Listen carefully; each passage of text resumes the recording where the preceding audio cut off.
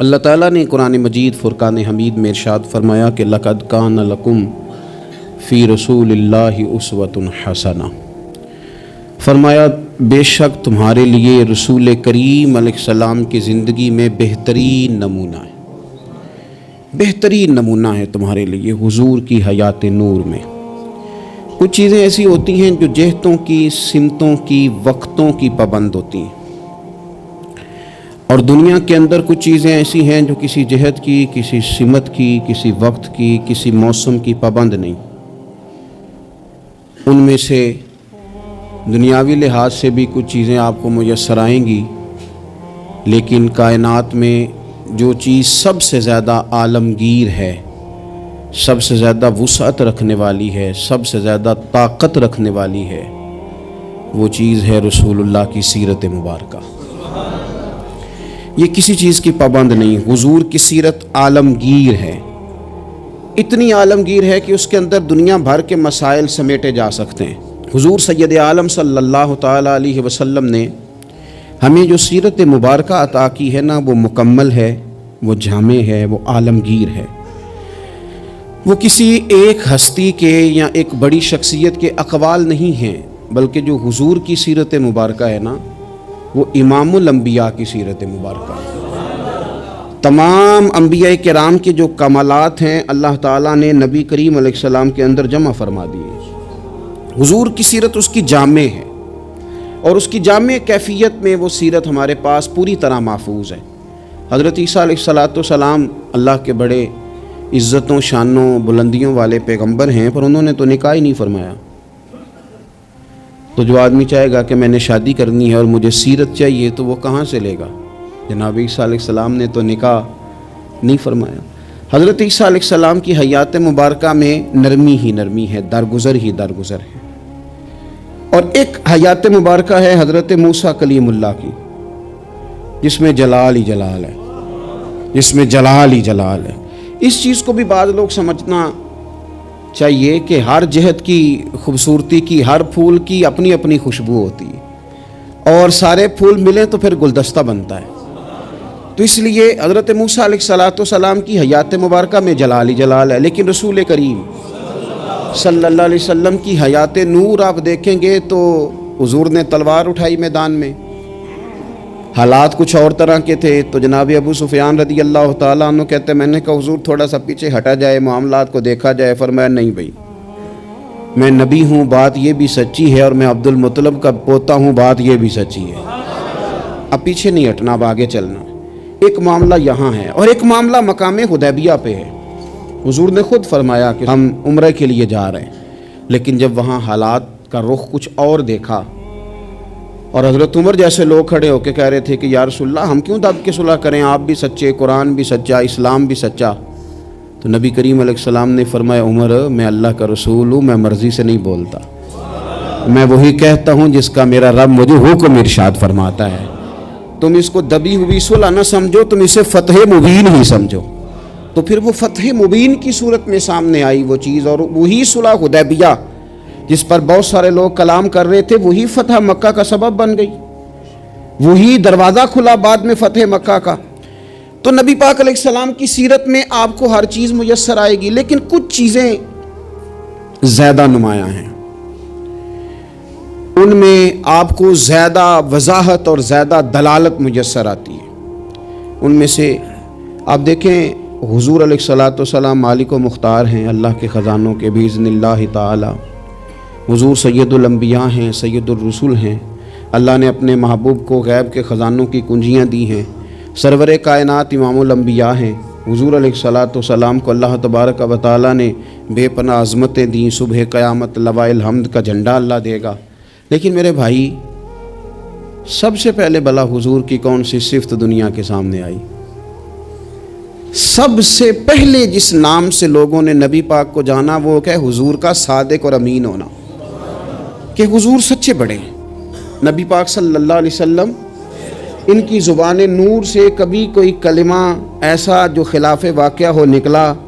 حضور سچے ہیں، حضور سچے ہیں۔ نبی پاک نے جو کہہ دیا سو کہہ دیا، حضور اپنے وعدوں کے پکے ہیں رسول پاک بات کے یہ سب سے پہلے صادق اور امین ہونا نبی پاک کا، میرے نبی پاک صلی اللہ تعالی علیہ وآلہ وسلم کی صداقت کا، حضور علیہ الصلوۃ والسلام کی زبان کی صفائی کا یہ عالم تھا کہ جب مسلمان نجاشی بادشاہ کے پاس پہنچ گئے، پہلی ہجرت جو ہجرت حبشہ کے نام سے موسوم ہے وہ ہجرت ہوئی، حضور سید عالم صلی اللہ علیہ وسلم کے غلام وہاں پہنچے تو انہوں نے وہاں شکایات بھیجیں، اور جب شکایات وہاں پہنچ گئیں تو نجاشی جو تھا وہ کہتا میں جذباتی فیصلے نہیں کرتا، میں ایسے ہی تم آ گئے ہو، تم نے شکایت کر دیا ہے کہ مسلمانوں فتنہ فساد معاذ اللہ پھیلا کے تمہارے پاس آ گئے، میں پہلے تحقیق کروں گا بات کیا ہے۔ اس نے آن کر کے معلومات کی، کہنے لگا کوئی بندہ تلاش کرو، کوئی عرب کا بڑا آدمی وزادار سردار بندہ یہاں تمہیں نظر آئے تو وہ بندہ ذرا لے کے آؤ،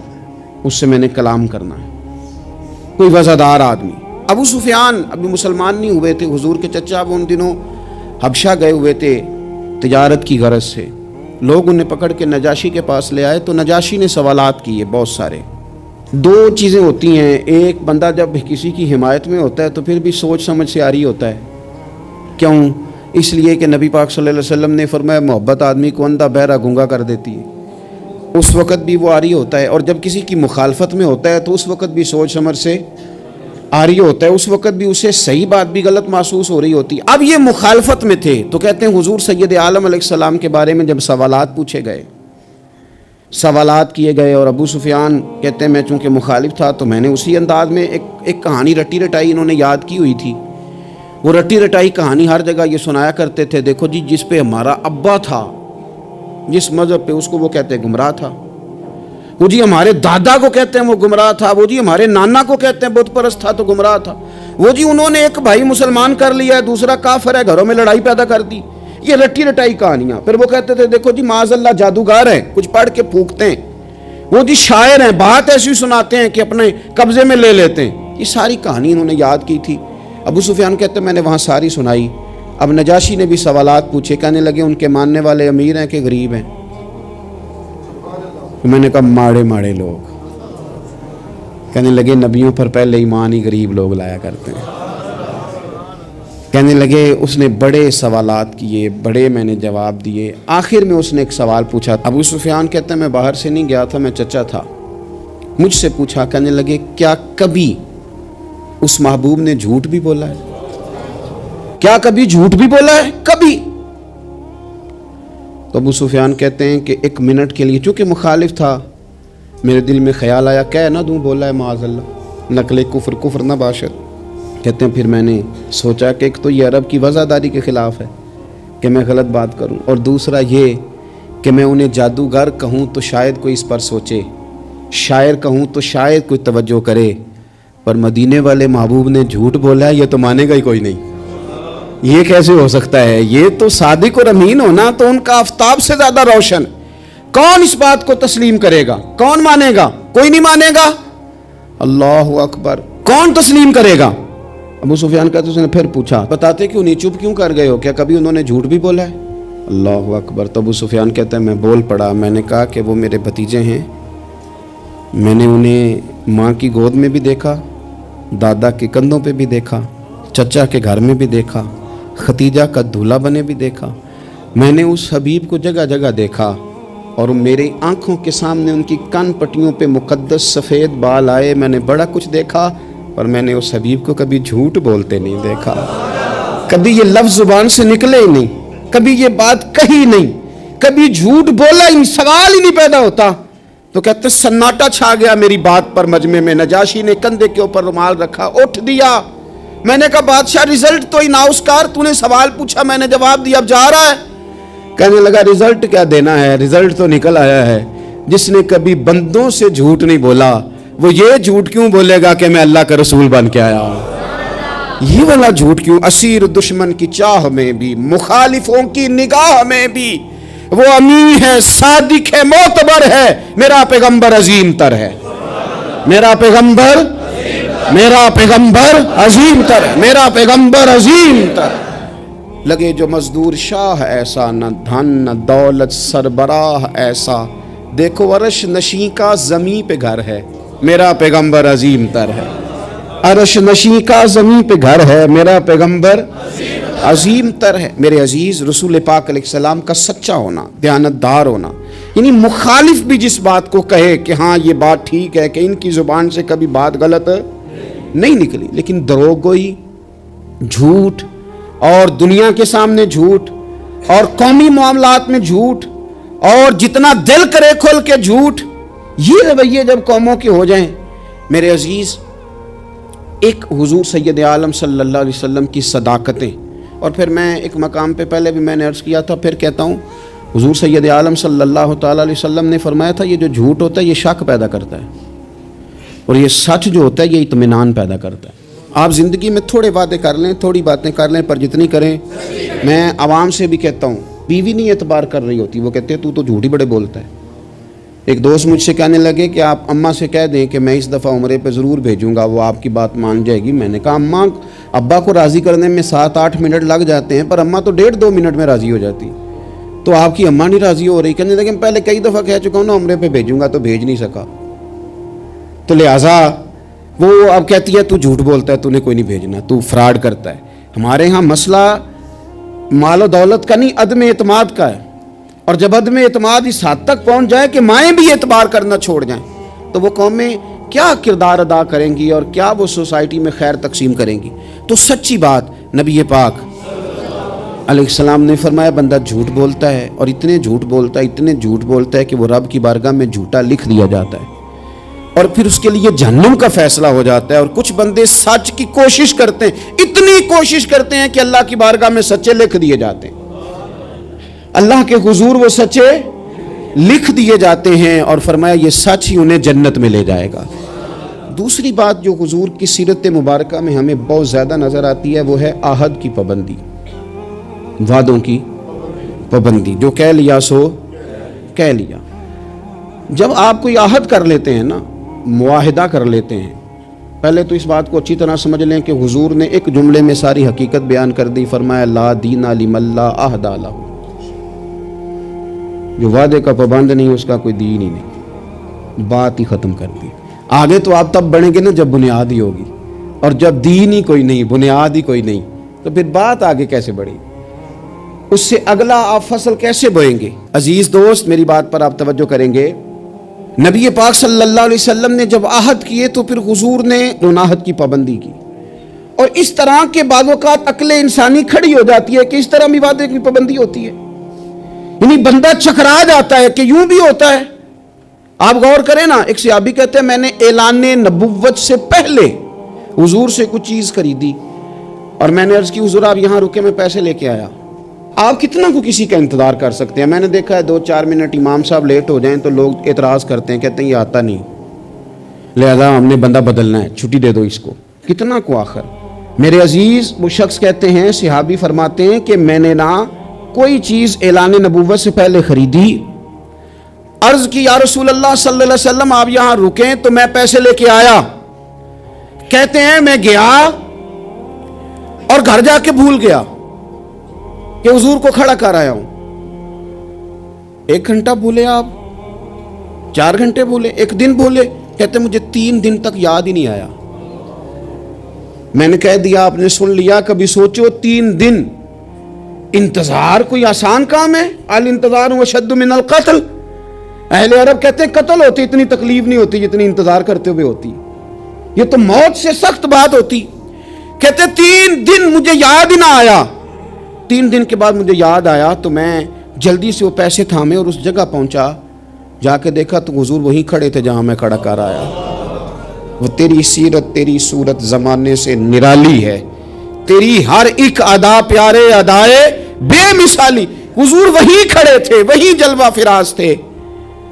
کہتے ہیں مجھے دیکھ کے حضور نے چہرے پر کوئی بل نہیں ڈالا، کوئی حضور کے شکن نہیں آئی، فرمانے لگے تم نے مجھے بڑی تکلیف میں ڈال دیا، تم کھڑا کر گئے تھے، میں یہیں پہ کھڑا ہوں، اسی وقت سے کھڑا ہوں۔ میرے رسول پاک صلی اللہ تعالی علیہ وسلم نے وعدوں کے وفا کے تعلق سے جو ہمیں سیرت عطا فرمائی، حضور علیہ الصلوۃ والسلام نے جو اپنا اسوہ نور اس تعلق سے ہمیں دیا ہے، وہ ہر شخص کے لیے دستور حیات ہے، وہ ہر شخص کے لیے دستور عمل ہے۔ ہر شخص کو چاہیے کہ وہ ان زاویوں میں اپنے آپ کو ڈھونڈے، تلاش کرے. بڑی تکلیف ہوتی ہے عوامی سطح پر بھی جب ایسی باتیں سننے کو ملتی ہیں کہ نہیں جی نہیں وہ تو سیاسی بات تھی. سیاسی بات کیا ہوتی ہے؟ جھوٹ. بخاری شریف میں تو یہ لفظ موجود ہیں کہ بنی اسرائیل کی سیاست ان کے نبی کرتے تھے. سیاست کا معنی تو تدبیر کرنا ہے. سیاست کو آپ نے فراڈ کا نام دے دیا ہے. وہ جی وہ میں نے تو بس ویسے بات کی تھی. اس کا کیا معنی ہوتا ہے؟ اس کا کیا مطلب ہوتا ہے؟ کچھ مسائل ایسے ہیں جو آپ خود پیدا کرتے ہیں.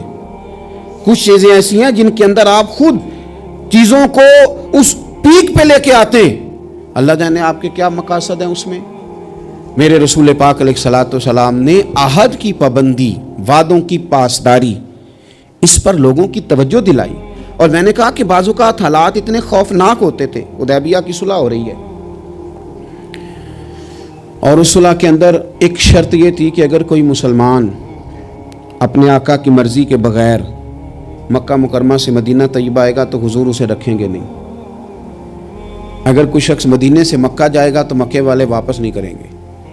اور بخاری شریف میں موجود ہے کہ اسی شرط پر جناب عمر فاروق پریشان ہوئے کہ ہم تو دب کے صلح کر رہے ہیں. صلح تو برابری کی بنیاد پر ہوتی ہے. یہ کیا بات ہوئی کہ ہمارا بندہ جائے تو واپس نہ کرے، ان کا ہے تو ہم واپس کریں. لیکن حضور نے فرمایا میں اللہ کا رسول ہوں عمر، میں اللہ کا، جو میں دیکھ رہا ہوں وہ تم سمجھ نہیں رہے، میں رب کا رسول ہوں. اور حضرت عمر کہتے ہیں یہ پہلے میں نے حضور سے بات کی، پھر حضرت ابو بکر سے بات کی، پر قربان جاؤں جو جواب مجھے حضور نے دیا وہی جناب صدیق اکبر نے دیا. کہو عمر وہ اللہ کے رسول ہیں، وہ جو کہتے ہیں حق اور سچ ہی کہتے ہیں. حضرت سیدنا فاروق اعظم اور رضی اللہ تعالیٰ عنہ ارشاد فرمانے لگے کہ اس موقع پر ایک اور بھی معمہ ہوا. ایک تو یہ صلح اس انداز میں ہوئی، پھر ایک عجیب مسئلہ ہوا. صحابہ فرماتے ہیں ایک صحابی تھے حضرت ابو جندل رضی اللہ تعالیٰ عنہ. ان کو ان کے والد نے زنجیروں میں باندھا ہوا تھا اور گھر کے اندر قید کیا ہوا تھا کہ آپ جا نہیں سکتے. جب انہیں پتہ چلا نا حضور تو حدیبیہ تک آ گئے تو کسی طریقے سے نا اپنی زنجیریں توڑ کے، اور بعض سیرت نگاروں نے لکھا ہے زنجیروں سمیت، زنجیروں سمیت جب وہ آ رہے تھے تو پاؤں میں زنجیریں پھر پھر کے نا ان کے زخم بن گئے تھے. وہ زنجیروں سمیت آئے حضور کے سامنے کھڑے ہو، کہتے ہیں سونیا مجھے چھوڑ کے نہ جانا. میں اکثر دوستوں سے کہتا ہوں پیر صاحب کبھی کہہ دینا مریدوں کو کہ عمرہ کرنے جانا ہے اور بعد میں فراڈ ہو جائے وہاں، تو مرید کہتے ہیں لگتا ہے پیر بھی شامل ہے ساتھ. اس نے تو کہا تھا. بہت سارے لوگ کہتے ہیں جی وہ پیر صاحب آپ سے دعا کرائی تھی تو وہ کام نہیں ہوا. تو میں نے کہا دعا کا مطلب کیا ہوتا ہے؟ کوئی پیر معاذ اللہ تعالیٰ خدا کی حکمت کو مجبور کر سکتا ہے؟ جیسے جب چاہے رب جس طرح چاہے ویسے کرے. اللہ کے عاجز بندے ہیں، دعا کرتے ہیں اس امید پر کہ خدا فضل کرے گا. تو اب بڑی جلدی لوگ ڈگمگا جاتے ہیں کہ فلاں جگہ ایسا ہو گیا. حضور سید عالم صلی اللہ علیہ وسلم کی بارگاہ میں عرض کیا یا رسول اللہ صلی اللہ علیہ وسلم، حضور مجھے چھوڑ کے نہ جائیے گا، بڑا مارتا ہے میرا باپ. آپ ذرا کیفیت دیکھیں. حضور نے وعدہ کر لیا ہے کہ ہم لے کے نہیں جائیں گے. وہ آ گئے رو رہے ہیں یا رسول اللہ چھوڑ کے نہ جائیے گا. ان کے والد کھڑے ہو گئے، کہنے لگے جی آپ نے وعدہ کیا آپ لے کے نہیں جا سکتے. امتحان دیکھو محبت کا. کوئی ضروری ہے کہ ہر موقع پر شاباشی ملے، ہر وقت مسکرا کے ملا جائے؟ یہاں تو لوگ اس بات پہ بھی ناراض ہو جاتے ہیں کہ مجھے 21 دفعہ ملے ہیں تو 20 دفعہ ہنسے، 21ویں دفعہ ہنسے نہیں. خیر ہے آج مسکرائے نہیں. ہر بات میں لوگ ایک پہلو تلاش کر لیتے ہیں کمزوری کا. وہ رو رہے ہیں، تڑپ رہے ہیں. اور صحابہ کہتے ہیں ہماری خواہش تھی ان کا درد دیکھ کر کے حضور حکم کریں تو ہم زنجیریں ساری توڑ دیں. پر میرے رسول نے کیا فرمایا؟ فرمایا ابو جندل تمہیں جانا ہے کیونکہ میں وعدہ کر چکا ہوں. جب کوئی وعدہ کر لے پھر اس سے نتائج کی پرواہ، کیا ہوگا کیسے ہوگا، پھر اس بات کی پرواہ. میں وعدہ کر چکا ہوں لہذا اب تمہیں واپس جانا ہے، اور جب تک میں دوسرا حکم نہ دوں اتنی دیر تک لوٹنا نہ. ان کے آنسو پونچھے گئے، وہ واپس گئے. کیا کہا تھا درویش نے؟ ایک باری میری آنکھیاں چوں اونا نے اتھرو پونجے سن، ہن تے چسکا پی گیا رونے دا، ہن تے مینوں چسکا ہی پی گیا رونے دا، تے ہر ویلے آہو زاری دا. نبی پاک علیہ السلام نے واپس بھیج دیا. یہ وقتی طور پر کرب کا مسئلہ تھا، تکلیف کا تھا، لیکن اپنے وعدے کی پاسداری، اپنے وعدے اور معاہدے کی پابندی. کوئی بھی آپ کمٹمنٹ کریں، کسی کے ساتھ بھی کریں، کسی بھی لحاظ سے کریں. اور جو لوگ اپنے حساب سے بڑے بنتے ہوں، سربراہان کہلاتے ہوں، ان کے لیے تو زیادہ ضروری نہیں ہو جاتا کہ اگر وہ کوئی کال قرار کرتے ہیں، کوئی بات کرتے ہیں تو پھر اس کا انہیں پابند بھی ہونا چاہیے. تو چیزوں کو اگر حضور کی سیرت نور کی روشنی میں دیکھا جائے تو میرے نبی پاک علیہ السلام نے پھر وعدے کی پابندی کو امت کو دستور بنا کے دیا. حضرت حذیفہ بن یمان، حضرت ابو حسین رضی اللہ تعالیٰ عنہ، یہ دو لوگ کہتے ہیں کہ بدر کی جنگ میں نا ہم حضور کے ساتھ لڑنے کے لیے گھر سے نکلے. رستے میں ابو جہل نے اور کچھ اور لوگوں نے ہمیں روک لیا. کہاں جا رہے؟ ہم نے کہا حضور کی زیارت کے لیے. انہوں نے کہا نہیں، تم جنگ کرنے جا رہے، لڑائی کرنے جا رہے، تم لڑو گے. ہم نے وہاں وعدہ کر لیا کہ ہم نہ صرف زیارت کریں گے، ہم لڑیں گے نہیں، وعدہ کر لیا. جب ہم حضور کی بارگاہ میں پہنچے نا تو عرض کی یا رسول اللہ صلی اللہ تعالیٰ علیہ وسلم، حضور ہم وہاں وعدہ کر رہے ہیں کہ لڑیں گے نہیں، ورنہ وہ آنے نہیں دیتے تھے، ہمیں گرفتار کر لیا تھا انہوں نے. وعدہ کر رہے ہیں کہ لڑیں گے نہیں.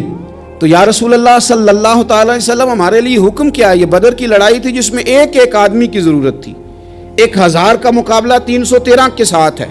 ایک ایک فرد کی، ایک ایک شخص کی ضرورت ہے. تو یا رسول اللہ وعدہ کر رہے ہیں کہ لڑیں گے نہیں، تو حکم کیا ہے؟ تو نبی پاک صلی اللہ تعالی وسلم نے فرمایا چونکہ تم نے وعدہ کیا نہیں لڑو گے تو تم ادھر بیٹھ جاؤ. یا رسول اللہ ایک ایک بندے کی ضرورت ہے. فرمایا نہیں، ہمیں رب کی مدد کی ضرورت ہے، اللہ کی نصرت کی ضرورت ہے. وعدہ کر لیا ہے، لہذا وعدے پر قائم رہیں گے. ایک بات اور سیرت کے عنوان پر آپ کی خدمت میں عرض کرنی ہے، اس پر بھی ضرور توجہ کرنی ہے ہم لوگوں کو، اور خوب ہمیں اس بات کی طرف بھی اپنے معاملات کو لے کر کے جانا ہے. میرے عزیز دوست، میرے عزیز بھائی، ہم ہیں رسول کریم کے ماننے والے. مجھے ایک بات بتلائیے کہ حضور کی سیرت، حضور کی سنت حضور کے ماننے والے اپنائیں گے یا کوئی اور آ کے اپنائے گا؟ ایک شخص نے دعویٰ کیا کہ یا رسول اللہ میں آپ کا غلام ہوں، تو اب سیرت پر عمل اسی نے کرنا تھا کہ کسی اور نے باہر سے آ کے کرنا تھا؟ ہم اس طرح کر رہے ہیں کہ ہم نا سیرت نبوی سے، میں بہت سارے دوستوں سے جب کہتا ہوں نا آپ داڑھی شریف حضور کا طریقہ مبارکہ اس کو اپنائیں، تو وہ کئی قسم کے بہانے کرتے ہیں. بعض دوست یہ کہتے ہیں کہ میں ابھی نیک نہیں ہوں.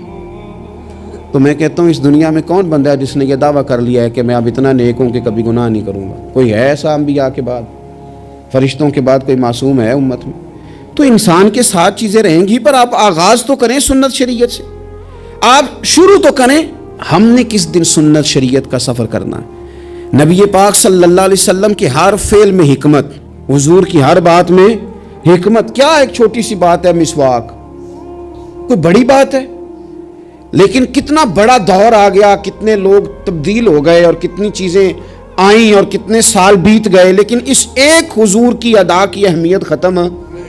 اس کی اہمیت اپنی جگہ پہ اتنی آج بھی قائم ہے کہ بہت بڑی ریسرچ کے بعد جو بڑے لوگ تھے انہوں نے کہنا شروع کر دیا جو پابندی سے مسواک کرے اسے کینسر نہیں ہوتا. کیا ایک چیز مسواک ہی ہے. اور میرے نبی پاک کی پسند اتنی زیادہ ہے یہ، یعنی بہت ساری چیزوں کو نا معاذ اللہ تعالیٰ ہم سمجھتے ہیں یہ تو سادی سی بات بتا رہے ہیں مولانا صاحب، یہ تو پیر صاحب نے بڑی سادی سی ایک ہمارے سامنے چیز رکھی ہے، وہ تو کوئی بڑا فلسفہ بیان کرتے تو تب ہماری سمجھ میں آتا تھا. تو ایک سادی چیز رکھی، او خدا کے بندے یہ اتنی پیاری ہے کہ حضور فرماتے ہیں اگر امت پر مشکل نہ ہوتا تو میں ہر وضو کے ساتھ مسواک کو ضروری قرار دے دیتا. اس کے حسن کو آپ ملاحظہ کریں اس سنت کے کہ حضرت عائشہ صدیقہ رضی اللہ تعالیٰ عنہ ارشاد فرماتی ہیں کہ وقت وصال، اور اس خاتون کی بھی عظمتیں دیکھیں، کہتی ہیں حضور نے وقت وصال میری گود میں سر رکھا ہوا، میری گود میں سر تھا نبی پاک کا، اور کہتے ہیں میرے بھائی سامنے سے گزرے تو وہ مسواک کر رہے تھے، ان کے ہاتھ میں مسواک تھی. تو حضور سید عالم صلی اللہ تعالی علیہ وسلم نے اس طرف رغبت فرمائی تو میں سمجھ گئی حضور مسواک کرنا چاہ رہے ہیں. یعنی آپ میری بات پر غور کریں کہ عین وقت وصال ظاہری رسول کریم صلی اللہ تعالی علیہ وسلم نے اس موقع پر بھی مسواک کی طرف رغبت فرمائی. فرمایا مجھے چاہیے. میرے نبی پاک صلی اللہ علیہ وسلم کی پیاری زوجہ کہتی ہیں کریم محبوب کو میں نے مسواک پکڑی ان سے اور پھر میں نے اپنے دانتوں سے چبائی اور اس کو نرم کر کے حضور کی بارگاہ عالی مرتبت میں پیش کیا. او میرے عزیز بھائیوں، اگر سنت کا وہ ذوق ہماری طبیعت میں پیدا ہو جائے، وہ شوق، ہمارے استاد صاحب فرمایا کرتے تھے یہ کیا بات ہوئی کہ ہمیں بتانا پڑے ہمارا کون سا مذہب ہے. یہ کیا بات ہوئی ہمیں بتانا پڑے کہ ہم عاشق رسول ہیں؟ یہ کیا بات ہوئی ہمیں بتانا پڑے کہ فلاں شیخ کے ماننے والے ہیں؟ ہماری ادائیں کیوں نہیں بتاتی کہ ہم رسول پاک کے غلام ہیں؟ ہماری ادائیں کیوں نہیں بتاتی کہ ہم نبی پاک صلی اللہ تعالیٰ علیہ وسلم سے محبت کا دم بھرنے والے ہیں؟ تو رسول پاک صلی اللہ تعالیٰ علیہ وسلم کی سیرت نور. اور میں آپ کو ایک اور بات بھی عرض کروں، ہم نے بہت بڑی غلطی کی کہ ہم حضور کی سیرت تک پہنچنے میں کامیاب نہیں ہوئے. ہم نے بڑی باتیں سنی، بڑا کچھ ہم نے اپنی زندگی میں پڑھا. اگر حضور کی سیرت نور کو پڑھنا شروع کریں، ایک ایک پہلو حضور کی مقدس زندگی کا، آپ محسوس کریں گے کہ آپ کی روح پرواز کرنے لگی ہے. آپ محسوس کریں گے کہ خود بخود اندر کے میل دھلنے لگے. آپ نہ پڑھتے پڑھتے ہی محسوس کریں گے کہ کساوتیں ختم ہو رہی ہیں، عداوتیں ختم ہو رہی ہیں. میرے دل کے اندر جو میل کچیل نفس کی شرارت کا تھا وہ دھل رہا ہے. رسول پاک کے جتنا کوئی قریب جاتا ہے اتنا وہ رب کے قریب ہو جاتا ہے، اتنا وہ اللہ کے قریب ہو جاتا ہے. آپ سیرت مبارکہ سے فیوز و برکات لیں، اپنے گھروں میں حضور کی سیرت نور کا پیغام لائیں. اور یہ جو 2-3 گزارشات میں نے آپ کی خدمت میں شروع میں عرض کی ہیں، ان پر توجہ کریں. ہمیں کچھ پہلو ایسے ہیں زندگی میں جن کو ہمیں پوری طرح سمجھ جانا چاہیے، اور کسی بھی فورم پر اللہ ہمیں موقع دے، کوئی بھی فورم ہو، تو احقاق حق اپنی زندگی کا وتیرہ بنایا جائے.